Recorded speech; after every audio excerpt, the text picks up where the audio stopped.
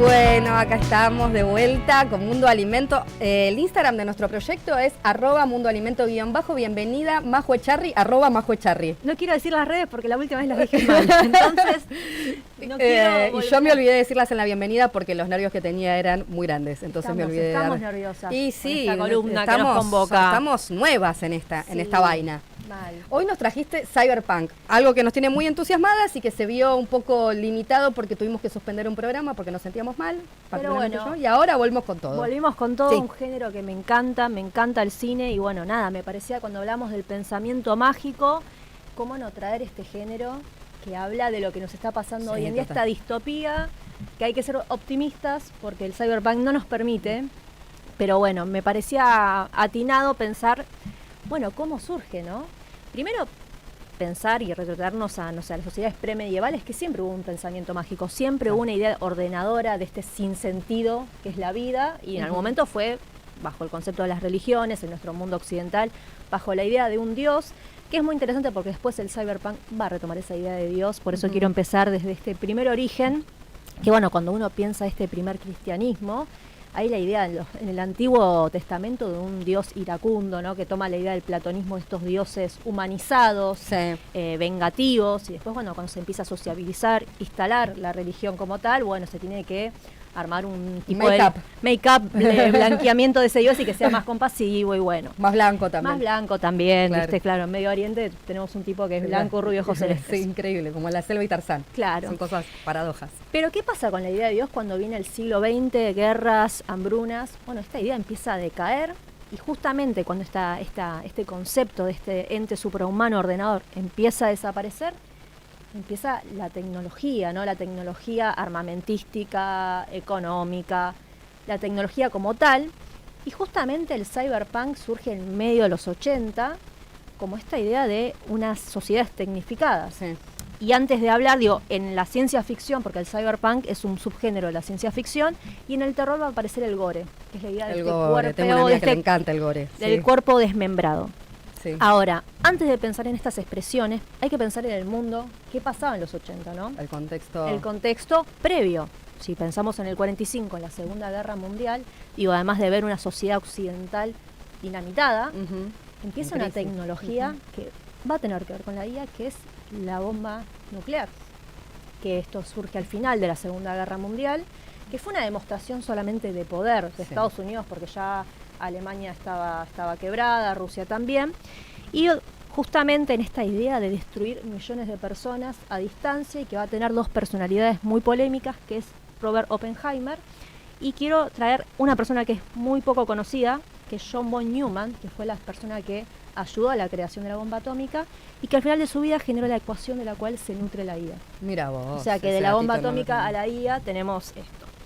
Bueno, en ese contexto ya de desesperanza es que empieza justamente a aparecer en los 80 la idea de la televisión a color, digo, la tecnología pensado primero desde lo digital, luego también las computadoras hogareñas. Bueno, y hay una idea por un lado de sociedades hiperconectadas, pero también los pensadores empiezan a ver cómo esto comienza también a radicalizar las masas, cómo comienza esta idea de la más media, que también se vio en los 60 con la guerra de Vietnam, ¿no? Fue una guerra muy televisada, donde se generó la idea de que se estaba ganando la guerra, medio el correlato de nuestro señor Malvinas. Sí, la incidencia de los medios de comunicación en la subjetividad, utilizando el medio como herramienta para precisamente para manipular, desplegar el campo de disputa, ¿no? Exactamente, entonces entre esa idea de desesperanza que venía a mostrar que la ciencia no siempre presuponía un progreso, y estas nuevas sociedades tecnificadas es que surge en el arte la idea, bueno, justamente en las expresiones artísticas, la idea del cyberpunk y del gore.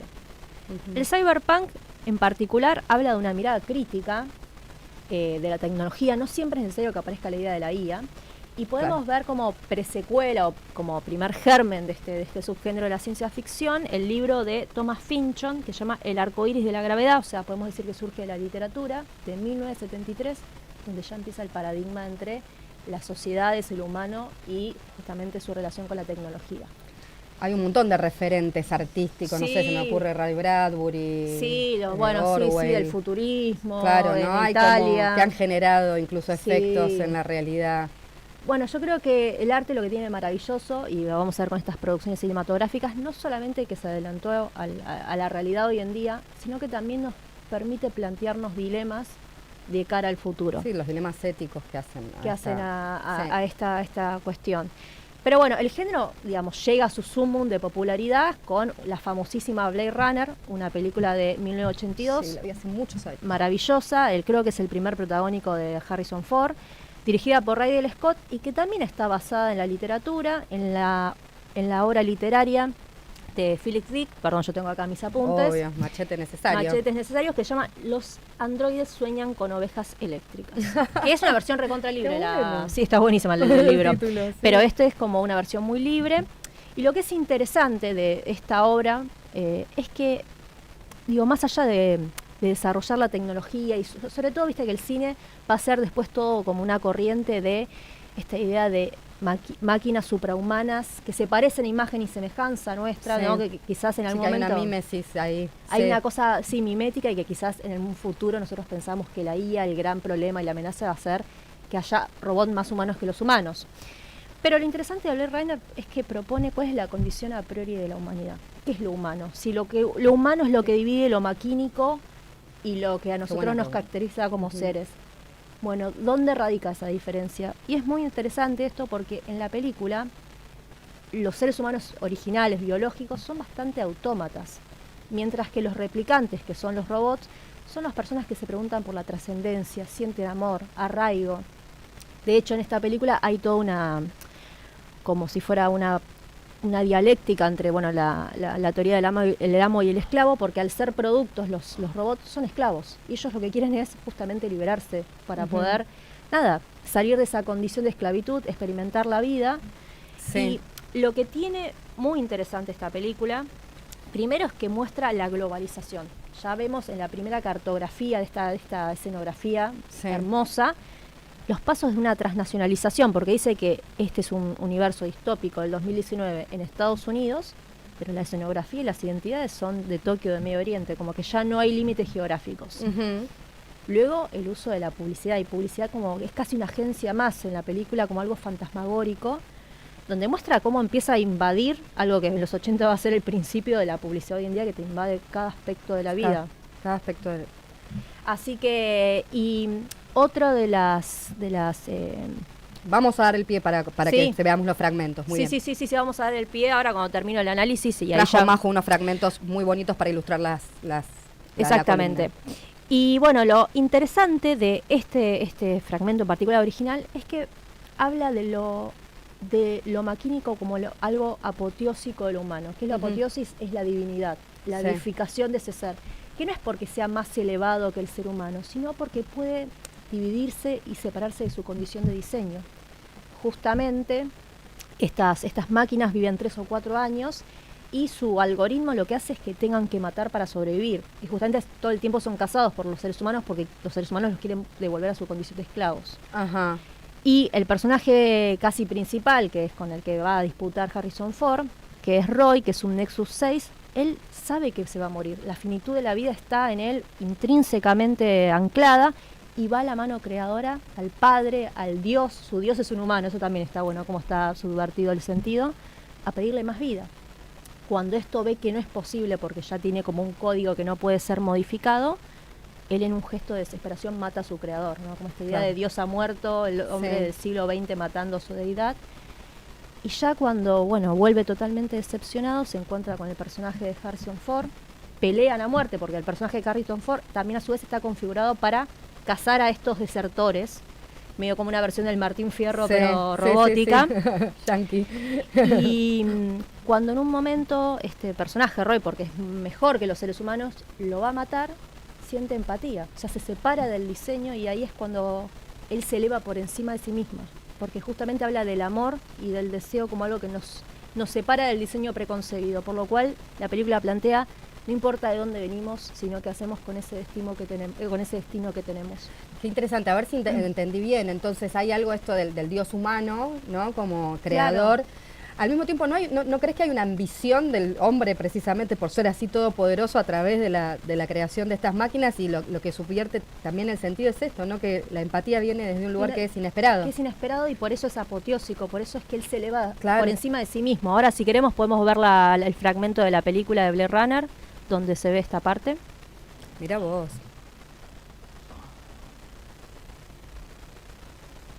Esta es la versión de 1982.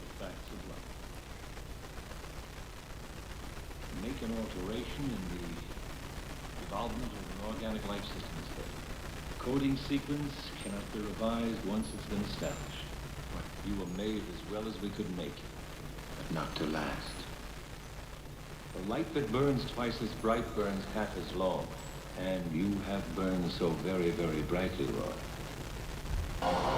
Y esta es la parte final que se pelea con Harrison Ford, que es hermosa, que él sabe que se está muriendo. Ay, tengo ganas de verla ahora, de nuevo. Es increíble. Tenemos que averiguar para los oyentes dónde la pueden encontrar. Claro, acá se debate entre dejarlo morir y bueno,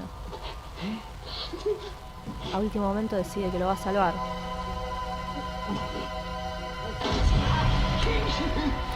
Ay, casi, ¿eh? Sí, es el efecto, es la escena más hermosa, digo, al final es increíble. Aparte tiene una estética muy de los 80, es un video idol, muy así, muy rockero, y a su vez tiene una cosa media fría como Lucifer, ¿no? Esto del dios, del ángel caído está todo el tiempo en el personaje de Roy.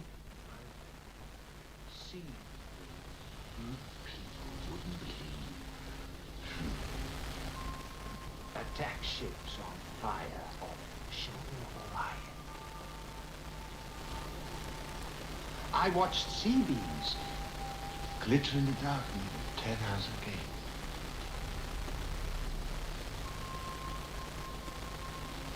All those moments will be lost in time,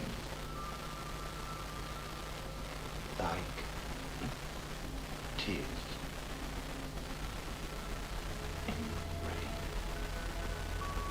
Wow. Bueno, es una escena... El nivel de sensibilidad. Justamente eso es lo que me parece hermoso, viste, como diferente de otras predecesoras como Terminator, que me parece como... Me encanta la película, ¿no? Pero parece mucho más chata de humanos indefensos y máquinas asesinas. Sí, bueno, asignan roles bien definidos. O sea, espero que la inteligencia artificial tenga este nivel de sensibilidad, llegado el caso. O que nosotros no nos volvamos tan autómatas, que eso es lo que está pasando, me parece, con la tecnología. Sí. Bueno, después viene la reversión, que fue muy difícil. Digo, es una película que fue una joya del séptimo arte en el 2017 por Denis Villeneuve, que es un director canadiense muy bueno, donde, bueno, retoma la estética, plantea nuevos conflictos como los temas ambientales, la publicidad ya no vendiendo productos, sino vendiendo personas. Las mujeres aparecen sexualmente, digamos, como objetos. Sí. Y lo que es interesante que acá dice, bueno, lo humano ya no se define, ¿viste? Como la humanidad como algo per se bueno, claro, entre gente buena y máquinas malas. Claro. Es quien nace biológicamente. Los que no nacen biológicamente, es decir, los que no son nacidos, son creados, son robots y son esclavos. Y nadie puede salir de su condición de esclavo. Y también empieza todo esto de que los nuevos replicantes sienten arraigo, entierran a los suyos, digo, empieza como una cosa de una tradición muy humana, digamos. Sí, a humanizarse progresivamente. A humanizarse, y bueno, y este Blade Runner, este nuevo, que es Ryan Gosling, le piden una tarea porque encuentran en un cuerpo de una replicante, que es un personaje que aparece en la primera Blade Runner, signos de embarazo. Entonces se habla del milagro. Como el Carl Smith, que es un pensador, dice, el milagro es la excepción de las cosas. Y le piden a él que mate a ese niño que nació. No, y él dice, yo nunca maté a nadie que haya nacido. Bueno, y empieza esa búsqueda donde justamente algo que tiene en común con la primera Blade Runner es que tanto el personaje de Harrison Ford como este hombre en la segunda parte es un robot, un Blade Runner programado para matar a su propia especie que se quiere liberar de la esclavitud.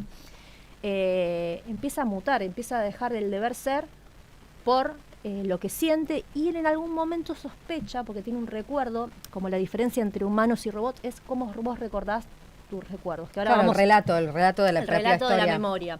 Y que importa al final más de la memoria en sí misma, porque es lo que te decís. Y cuál es tu identidad en relación a esa memoria, y él empieza a creer que en realidad no es un replicante, sino que es una persona. Entonces, si vamos a la segunda tanda de video de Blade Runner, vamos a ver un poquito de esto. Ryan y Harrison siempre. Sí, Harrison aparece en la... ¿También en la- aparece acá? Sí. Esta no la vi tampoco. Ayer la busqué y no. Muy bueno. It feels like and if you have authentic memories, you have real healing responses. Acá, bueno, justamente cuenta cómo le crean Feel great. recuerdos a los robots para que tengan historia, para que sean Como- más humanos. Cómo nutren el algoritmo, digamos. Cómo de nutren el sensibilidad. algoritmo. Are they all constructed, or do you ever use ones that are real? Esta es una mujer que es humana, que se dedica a construir estos recuerdos y en el pasado se le implantaban recuerdos originales a los robots. Hoy día, en la película, está eso penado. Really happened? They all think it's about more detail. But that's not how memory works. Esta parte es hermosa. We recall with our feelings. Anything real should be a mess. I can show you. Justamente cuando quieren dilucidar si alguien es un replicante o una persona, el replicante cuenta toda la memoria, toda su memoria emotiva, pero con detalles. Y entonces lo humano es justamente lo que carece de detalles, el Claro. hiato de donde falta esa memoria, como vos lo compensás con sentimiento. Entonces, Claro, el eso es lo- mecanismo emocional se activa y entonces el detalle. Claro, y él lo que quiere saber es que tiene un recuerdo que sabe que no es creado, entonces él piensa que es humano. Entonces quiere que esta mujer le diga si esto realmente es Not así. even that hard. Just picture it. Let it play.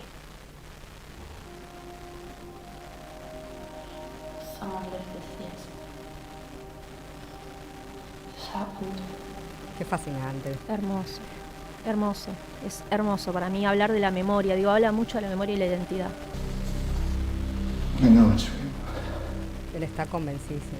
Está convencido. Él piensa que es el hijo que nació de una replicante y ahí se da cuenta, por eso se enoja, que le implantaron un recuerdo humano, que él pensó por un momento que era humano y en realidad era un robot. Lo Entonces, estafaron. Lo estafaron, no, es terrible. Y él tenía ganas de ser humano, Sí. aún conociéndonos. Sí, sí. Mirá. Bueno, en esa misma línea, sí, acá se ríe Licha, sí, yo tampoco bueno. querría ser. Y Yo es creo como que ya estamos en una que realmente, Ryan, yo no te lo recomiendo. Yo querría ser replicante, me parece. Me cae mejor el video. Y qué sé yo, de última no tenés tanta responsabilidad, ¿viste? Totalmente. Un par de años antes, Steven Spielberg hace su propia homenaje, porque ya no es una reversión, no es una secuela de esta obra, se llama Inteligencia Artificial del 2001. Ay, sí. Es muy bella, yo la vi muchísimas veces. Justamente acá la dimensión ética no es la perdurabilidad de estos modelos, sino que son niños robot que duran para toda la vida. El tema es que una vez que son programados para amar a una madre o un padre, justamente en ese momento es para las familias que perdieron un hijo o quien no Me pueda recuerdo de eso, concebir, sí, se les daba como este robot programado. Bueno, en cualquier momento exactamente. Esto sí, totalmente. En 10 segundos. Sí, Ahora, sí, sí. ¿qué pasaba con estos prototipos? Una vez que te programa para amar a una persona, no se puede desprogramar. Lo ama Qué para todo, insoportable. es insoportable. Y este niño David, Hasta los 40 en casa. En el casa. pibe, amándote. este niño David se le programa para amar a una mujer llamada Mónica, que ella tiene su Neto. hijo en coma. Ella está muy afligida y al marido se le ocurre mejor idea que llenar el nido vacío con te traigo un bebé robot. Ay, qué tremendo. Tremendo. Y ella al principio reticente, después se va Y te encariñando. enganchás porque hay. Y le genera un amor muy fuerte, que todo se empieza a complicar cuando el niño biológico, su hijo biológico, se despierta, empieza a tener fricciones y en un momento, bueno, por distintas situaciones se dan cuenta que es uno u otro y ella tiene que abandonar a Ay, por David Dios. en el bosque, muy a su pesar, y este nene, como tiene la mentalidad de un niño, piensa que es porque no es un niño real, entonces emprende un viaje maravilloso para, como la mitología de Pinocho, volverse un niño real, de carne y hueso. Ahí sí podemos ver la peli. Sensibilizarse, claro. Anito es malo y le hace hacer cosas que después él queda como el villano. Ah, Le hace cortarle el pelo a la mamá y sin querer le corta Ah, lo empieza a socavar. a socavar. Mira, Y él piensa que es todo porque no es un niño real. Bueno, ahí termina y bueno, este es un poco lo que la pervivencia del género, pero quería ser un poco disruptiva y traer un poco del punk, del cine Claro, también, sí, porque el sí, cyberpunk sí, tiene... claro. Que es Videodrome de David ay, Cronenberg. esa me la recomendaste hace un montón y pude ver trailers nada más. Increíble. esto que hablábamos antes de entrar al programa, evidentemente esto no sé si estoy reproduciendo lo que vos me dijiste correctamente, pero que está inspirada en McLuhan, que es un poco el texto del comienzo del programa, del video, está inspirado, o sea, es de McLuhan, el medio es el masaje, que bueno, es una ironía. Y contanos un poquito de eso, amiga, a quienes nos interesa la comunicación, está bueno saberlo. David Cronenberg fue alumno, porque estudió comunicación, y justamente lo que tiene de diferencia de las otras películas que vimos, que acá no se habla de inteligencia artificial, es bien, se estrena en 1983, un año después de Blade Runner, pero habla de la comunicación, los medios y la televisión, el poder de la televisión, de lo digital. Bueno, y acá es una película donde mezcla el cyberpunk y el gore, hacen un festín. Sí. Digo, hay algo muy del exceso, que bueno, si los que le gustan David Cronenberg saben que es... tiene esas características. Tiene esas características del cuerpo abyecto, monstruoso. De hecho, ya, si bien esta es una joya de su filmografía bastante rara, creo que hacía 2 años anteriores había filmado El almuerzo desnudo de William Burroughs, donde todo el tiempo aparecen las laceraciones. Bueno, es algo... William Burroughs es otro también. Sí, otro perturbado que también me gusta. Sí, Todos los perturbados me gustan. Y bueno, qué sé yo, será? así nos han criado. Así nos han criado. Bueno, ¿qué habla Videodrome? Es la historia de Max Renn, que es un voyeur impotente, que hace tipo una analogía con Vértigo de Hitchcock, que es un hombre que tiene una cadena de televisión canadiense chica donde muestra contenido pornográfico recontra extremo. Es un tipo que justamente su misoginia, la forma de compensar y su impotencia es a través de mostrar contenido sexual muy explícito. Y un día intercepta en su canal a medianoche una señal donde se ve un contenido todavía más violento, casi como esto que se llama snuff, creo que se llama contenido snuff, violento, bueno, donde aparece lo sexual y la violencia por partes iguales. Y una mujer que va a ser el objeto de deseo ausente de ella, que es una mujer que es como atemorizante y sensual, que se llama Nikki, que es Debbie Harry, la cantante de Blondie, que hace un personaje maravilloso. Bueno, y ahí él se empieza a obsesionar, se sabe que la cadena se llama Videodrome, la señal, y empieza a consumir, se empieza a obsesionar, y a medida que eso sucede, y que él quiere buscar el origen de esta señal, lo perturbador es que lo digital sale del contenedor que es el televisor, y se encuentra directamente con lo humano. Formando parte de la realidad. Claro, y aparece el cuerpo como la idea de la nueva carne, que es un cuerpo en un síntoma de metamorfosis, donde aparece también en esta película la idea de estas sociedades tecnificadas donde el poder no se puede ver, todo el tiempo la corporación te lleva a uno que va la opacidad. La opacidad que es Videodrome, que Videodrome en definitiva es una compañía que quiere crear un nuevo tipo de humano, esta idea de poshumanismo, esta hibridación entre lo maquínico y lo humano, y que quiere controlarlo. Y algo que es muy interesante, porque él a partir de eso empieza a ver su cuerpo mutar, empieza a aparecer laceraciones donde él puede tocar su cuerpo y en su cuerpo ya no hay órganos, y aparece esta idea del cuerpo sin órganos, que muchas veces apareció en la teoría de Artaud y de Deleuze y Guattari, que es la idea de un cuerpo lejos de toda organicidad, de toda vida natural, biológica, y justamente donde lo virtual es el campo fantasmático donde eso puede suceder. Entonces Videodrome me parece que es increíble porque habla justamente de la más media, digamos, y donde él al final siempre, aparte tiene como una resolución de que él, como es un tipo que nunca puede resolver sobre su vida, digo, de esta condición de que desea algo y no lo puede llevar a cabo, bueno, Videodrome lo lleva a ser sujeto activo, nunca se hace en pos de que si es algo bueno o malo. Sí, hay un denominador común que vengo rastreando a través de las pelis y un poco que es muy fácil verlo hoy con la inteligencia artificial, quizás, ¿no? Y sabemos cómo nos modifica, cómo las discusiones públicas que estamos teniendo en torno a cómo nos modifica ya los medios, pero lo explicitan de una manera bien clara cómo eso, ¿no? Nuestra subjetividad, hasta nuestro cuerpo puede cambiar en función de eso, con lo que estamos interactuando. Sí, y aparte de cómo un tipo, justamente donde su vida se ve totalmente empobrecida de la experiencia, digo, lo único que puede experimentar vital, es a través de la imagen. A ver si tenemos por ahí el clip de Videodrome. De Videodrome, que debe estar por acá, para ver esta idea. Fue difícil recortar esta parte de la peli porque tiene escenas muy sexuales y bueno, hubo que editar, el Confer vino como loco. Ella divina, ella... No sabes si es buena o mala. Bueno, él es un capo también, ¿no? Sí, él es actorazo. No me acuerdo el nombre ahora. James Wood, me parece se llama. Bueno, hay muchos trailers en YouTube. Sí. Quieren verlos. Y si alguien tiene la data de cómo verla online, chicos, gratis. No sé si creo que está en Movies. Ah, ok. En Movies está. Ok, bueno. Los que tengan esa plataforma. No la vean mientras que coman, como hice yo, porque tiene escenas bastante grotescas. Son las de la siesta estas, porque te dejan un toque perturbador. Sí. Así no soñás después, Después no soñás. La siesta, en lugar de la siesta, te miras esta peli y después podés Ir matizando. saliendo del estado en el que te deja. Hoy en día me parece una locura porque pensar que en esa época era re tecnológico, digo, el tema de la televisión, el videocassette. Claro. Es una vintage. Es una vintage. Bueno, que hay algo justamente... Igual a mí me encanta eso, A precisamente. mí me encanta. Me parece espectacular esta cosa tan explícita, ¿no? Sí. Y hay algo entre lo menos sexual sutil. muy fuerte. Sí, Digo, hay sí. algo esto de entre la pasividad de él, Sí. las ondas de la televisión, lo Que te sexual. capturan, que te seducen. Hay algo de la seducción y justamente de algo que tenga que ver con digamos, con el tema del uso pornográfico, que después lo vamos a ver un poquito Sí. en la guía. Bueno, y finalmente que esto ya es como para pasar, porque ya se habló mucho de Matrix, no hay video, pero justamente en un momento digo, bueno, pero en Matrix no aparece la IA, ¿no? Y investigando digo, sí, aparece de un lado muy loco, que no es el prototipo de la máquina, sino como un concepto que Zizek retoma cuando habla de la ideología, que es la fantasía que estructura nuestra realidad, que sin esa realidad llegaríamos a lo real, diría Lacan. Claro, a lo Y real. Real. Y en el caso de Matrix es esa fantasía de normalidad que tienen los cuerpos enchufados, que eso es la IA en ese momento. O sea, no es una corporalidad, sino que es algo que Sí, contiene que esos cuerpos. claro, que estructura la organización, digamos, de sus vidas. De sus vidas. Enchufados. Enchufados, totalmente.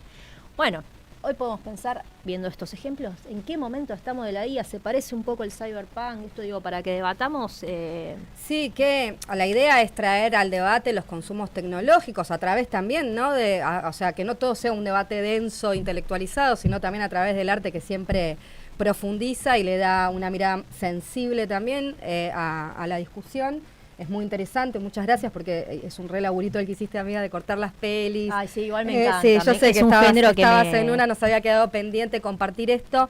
Y bueno, seguir problematizando los consumos, que al final este programa, tu columna, tiene esa propuesta, problematizarlos o enriquecerlos, los consumos culturales, y lo que está pasando con la inteligencia artificial, que siempre tenemos, ¿no? Como estamos habitando este tiempo histórico, la sensación de que estamos llegando al fin del mundo, ¿no? Que estamos Claro. Bueno, ha Pero siempre pasado, se llegó al fin siempre del se mundo y llegó al seguimos. fin del mundo. Sí es cierto que cada vez la brecha entre poder concentrado entre el común de la gente es más grande y que estamos viendo una crisis institucional, ¿no? De la reorganización del sistema en líneas generales y quizás más allá de la IA eso es lo que a mí más me preocupa y dónde eso nos deja. Entonces Sí. me parece interesante pensarlo desde ese lugar. A mí también me parece interesante ver cómo dialoga con los sucesos anteriores, ¿no? Porque uno siempre vive en el futuro, pero no ve cómo eso dialoga, Total. como así pasó en los 80, que vino, no sé, la Segunda Guerra Mundial, la Guerra Fría, digo, que generaba esta idea de que en cualquier momento alguien podía tocar el detonador que destruía Sí. el mundo.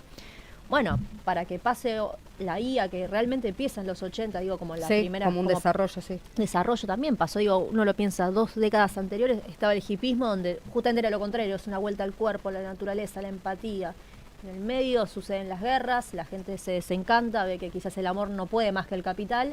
Bueno, y empiezan estas sociedades tecnificadas, que hoy en día a mí lo que me parece interesante en diálogo con las películas es que nuestro gran miedo hace un par de años, digo, que se debatía es que había prototipos que cada vez eran más inteligentes, que se parecían más a los humanos, ¿viste? Que había como una Sí. idea más robótica. Con la proliferación de la telefonía móvil, justamente es como que la inteligencia vino por otro lado y es Sí.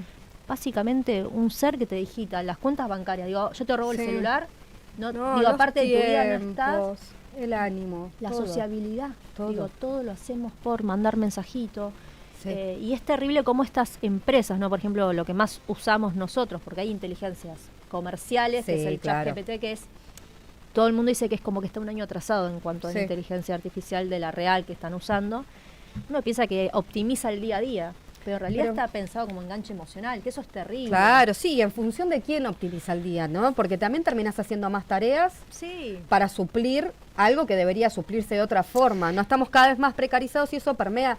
Es un terreno fértil. Yo creo que hay una configuración que viene erosionando desde la aparición, digamos, desde el punto de vista científico que vos planteás, pero las condiciones materiales de existencia son un terreno fértil para que esas cosas erosionen cada vez más nuestra subjetividad, por eso es importante traerlo a la mesa y debatirlo sin moralismos para que ocupe un espacio en la reflexión, Sí, ¿no? sí, que exista y que pensemos qué podemos ¿Qué- hacer con esta, no sé si decía herramienta, hay gente que dice, no, ya no es una herramienta, No, sí, sí, sí. es otra cosa. Sí, nosotras estamos, yo por lo menos estoy muy nueva, o sea, estoy consumiendo un montón de información, tratando de formar una opinión, tratando de leer alguna cosita para tener una opinión propia, sintetizada de todo lo que escucho.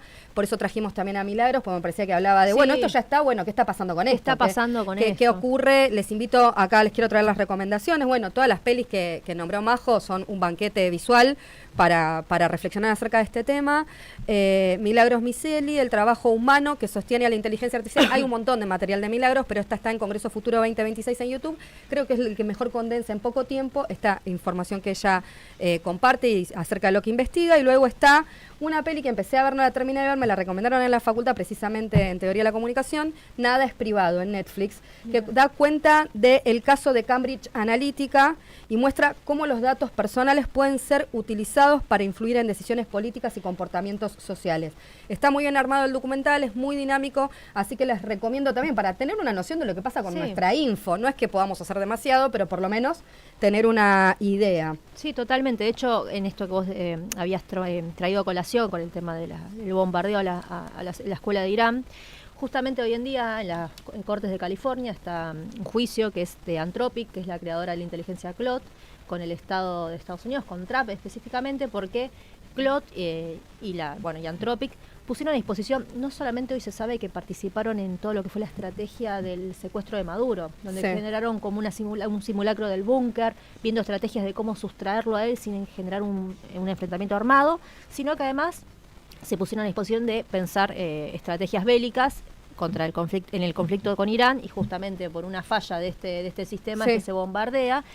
Aún así, con este error atroz, Trump los quería obligar por contrato que ellos ya no sean solamente quienes armaran la estrategia, sino que ejecutaran también la toma de decisión. Sí. Y además, porque ellos Les está abriendo el juego. está abriendo el juego. Ellos tenían dos cláusulas. Una, que ellos no querían ejecutar tácticas de guerra, y dos, que no querían hacer espionaje en suelo norteamericano. No en suelo- Ojo, bueno, patriota siempre, eso Patriota sí, siempre. chicos, Bueno, no vaya a hacer cosa. como Trump fue directamente a generar estas dos cláusulas, que quería que se brinquen estas dos cláusulas, empezaron un juicio porque Trump en Twitter salió a decir que era una empresa woke, que se anteponía sus derechos.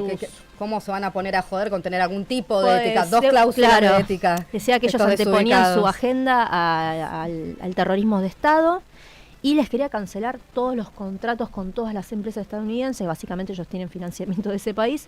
Bueno, ahora hay todo un litigio donde el Silicon Valley están mirando para ver justamente si esto se abre, digo, porque ¿qué pasa? ¿Cuál es el problema de trasfondo?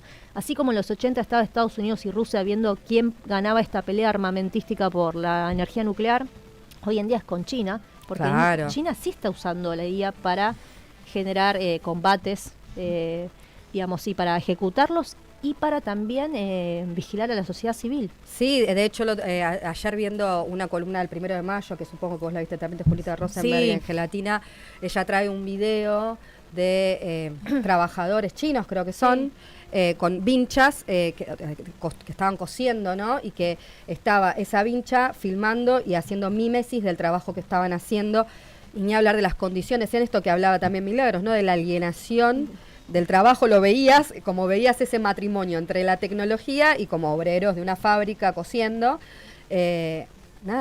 alienando al trabajador en unas condiciones Sí, bastante, deplorables. bastante indignas, bastante difíciles de digerir para quien guarda un poco de sensibilidad, estas cosas que no queremos ver, ¿no? No. Y De- que además, del empleo actual. lo terrible de la IA, también investigando, yo pensé que como la industria la primera era el uso armamentístico o bélico, es la pornografía. Digo, también la generación de ese tipo de contenido, sumado a la cantidad de recursos naturales que utiliza, para que hoy en día, por ejemplo, empresas como Google compraron centrales nucleares, que antes eran bienes o energía que estaba estatizada y que de alguna forma vos podías regular esa empresa, ahora ya tiene la energía directamente. Ni hablar, por ejemplo, hace un tiempo salió Mark Schumer, que es un ejecutivo de la empresa Odersai, que, bueno, como desencantado, diciendo, están tomando decisiones deliberadas por ver quién inventa un prototipo más nuevo, y cuentan de un modelo que es el GPT-S3, que a diferencia de otros ya puede modificar y escribir su propio algoritmo. Claro. Que si uno piensa que en las películas la creación tenía que volver a la mano creadora, acá hablamos No. de una autogénesis. Sí. Que hay un poco Milagros cuando habla, que también ella dice, bueno, también esto de que la IA va a prescindir del humano, no es tan así, porque están estos trabajadores de datos que son 450 Sí, que millones. están expuestos a esta información de la pornografía que vos traías, Claro. que están viendo y consumiendo todo el Limpian. tiempo, moderando. Sí. Es un trabajo muy difícil de... Subjetivamente debe ser devastador, sí. porque tiene que limpiar la información. Pero también está esta nueva IA que es la agéntica, que se autorregenera. que eso es lo peligroso. Ahora, lo que ella dice, el peligro real no es en sí este tipo de inteligencia. No quiero caer en la herramienta, porque no sé si es una herramienta. Dice, sino que no hay formas transparentes de producción y que no solamente hay una concentración de poder en 3 o 4 empresas, sino económica y epistémica. Digo, Sí, del conocimiento. En eso de la construcción de datos habla de la construcción del conocimiento y la subordinación a que estamos subordinados todos de alguna manera, obviamente, no siempre mirándolo críticamente, a lo que dictan, que son productos. Esto también había dicho algo en relación a esto, la directora de cine. Lucrecia Martel, sí. Sí, que se disfrazan como si no fueran compañías con intereses económicos, ¿no? Bueno, hay que hacer un rastreo de esta cuestión. Y Majo, para ir cerrando, nos trajo una canción para cerrar el programa, todo muy temático acá. Todo muy temático. Este es un cumple temático. En cualquier momento nos ponemos unos robotitos al lado y estamos. ¿Cuándo voy a traer la producción robot? Robots. Quiero mis robots para producir el programa y no hacer nada. Algo que, una canción de Damon Albarn que me encanta, cantante de Blair, un gran compositor, que dice que estamos cada vez más robotizados y quizás la pregunta, y vuelvo a la literatura y al cine, es ¿qué define nuestra humanidad y también cuáles son los límites que ella propone? Muy Así bien, que nos dejamos nos con vamos temón. con ese temón y nos vemos el próximo programa. Vamos a estar modo radio con Manu Serracruz y Eire Paz, que vamos a tener música en vivo. Y hay algunas sorpresitas ahí en nuestras redes sociales, así que síganos en @mundoalimento _, @Majo Echarri, @Lauradora_ Nos vemos el próximo domingo. Muchas gracias por la escucha. Hasta luego.